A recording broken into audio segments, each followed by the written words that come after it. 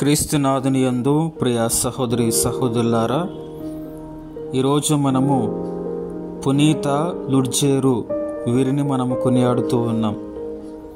సువార్త ప్రచారకుడు, జర్మనీలోని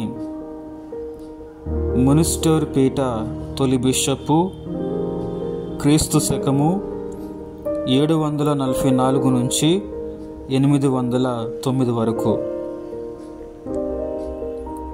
హాలెండు అనగా నెదర్లాండ్ దేశంలోని ఉట్రేచ్ పట్టణానికి సమీప గ్రామంలో ప్రిజియాను జాతీయులైన ఒక ధనిక కుటుంబంలో క్రీస్తు శకము 744లో పునీత లుడ్జేరు గారు జన్మించారు.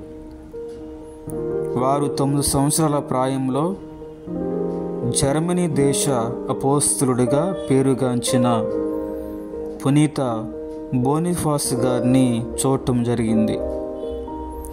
అది చాలు లుడ్జేరు అనే బాలుని జీవిత గమనంలో మార్పు రావటానికి.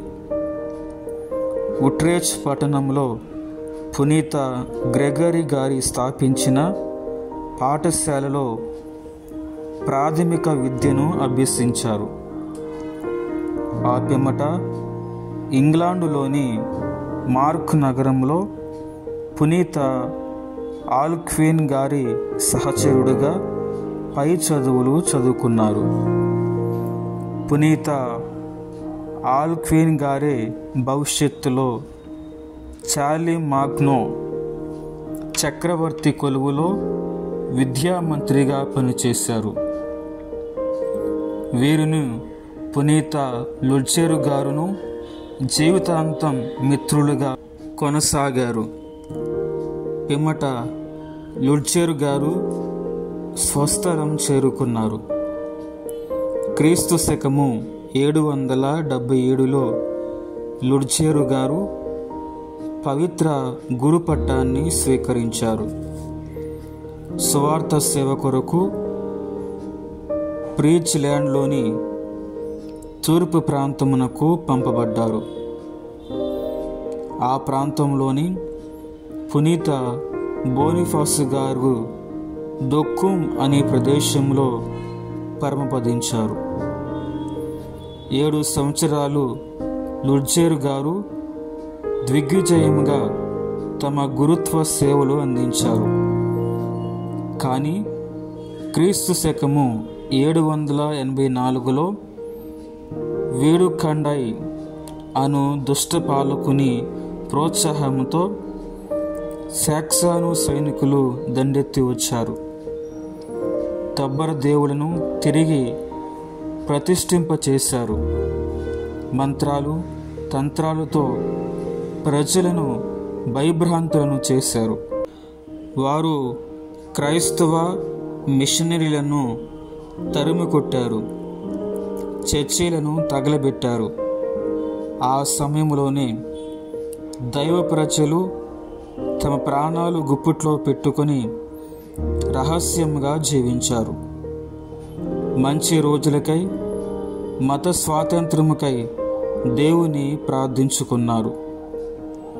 అట్టి గట్టి పరిస్థితుల్లో ఫాదర్ లుడ్జేరు గారు ఇటలీకి పారిపోయారు. అక్కడే 3 సంవత్సరాలు దేవుని సేవలో గడిపారు.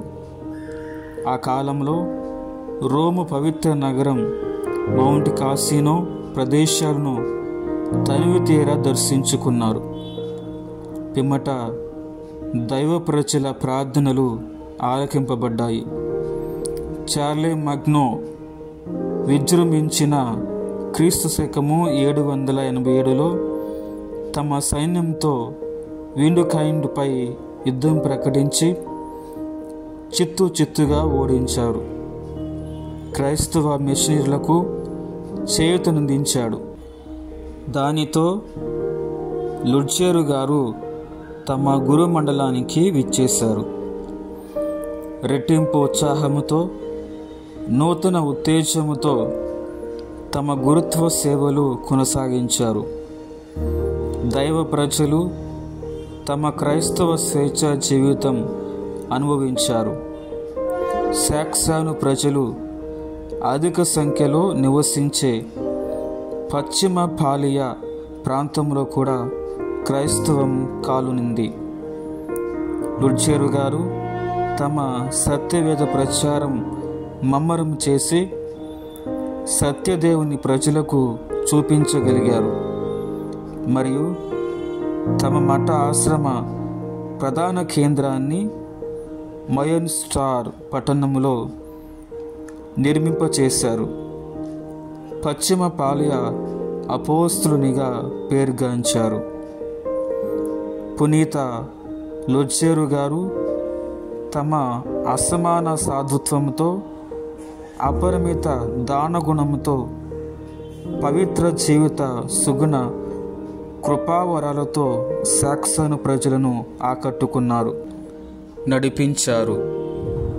లెక్కలేనంత మందిని అన్యులను, దబ్బర దేవులను కొలిచి కేడిగాని మేలు పొందింది లేదని గ్రహించిన ప్రజలందరినీ ఒక్క త్రాటి మీదకు తెచ్చి క్రైస్తవ విశ్వాసములో ముంచెత్తారు. దేవుని ఆనంద ఫలాలతో వారిని నింపారు. పునీత లుడ్జేరు గారు మరో 5 ఏళ్ళు జీవిస్తారనగా క్రీస్తు శకము 804లో బిషప్గా అభిషేకింపబడ్డారు. ఎంతో సహనముతో, శ్రద్ధతో ప్రజల్లో భక్తి విశ్వాసాలు అనేక ప్రయత్నాలు చేశారు. వ్యక్తిగత సూచనలతో నడిపించారు. ప్రభు గొర్రెల కాపురులుగా విజయులయ్యారు. క్రీస్తు శకము 809లో గతించారు. ఆ కాలంలో పునీత లుడ్జేరు గారు మోయన్స్టార్ గురుమండలంలోని బావి నీటితో వేల మందికి జ్ఞానస్నానాలు ఇవ్వటం వల్ల అది చరిత్ర ప్రసిద్ధికెక్కింది. క్రీస్తు శకము 1909లో ఆ మేత్రాసన ప్రజలు తమ మేత్రాసన 11వ శతాబ్ద వార్షికోత్సవం జరుపుకుంటున్న సందర్భంగా ఆ బావిని పునీత లుడ్జేరు గారికి పునరంకితం గావించి హృదయపూర్వకంగా తమ భక్తిని చాటుకున్నారు.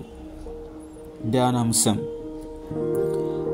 ఎవడను ఎన్నడును కననిదియు విననిదియు ఎప్పటికైనను సంభవింపగలదని ఎవడును భావింపనిదియు అగుదానిని తనను ప్రేమించు వారికై దేవుడు సిద్ధమనొచ్చెను. పునీత లుడ్జేరు గారా, మా కొరకు, మా కుటుంబాల కొరకు ప్రార్థించండి.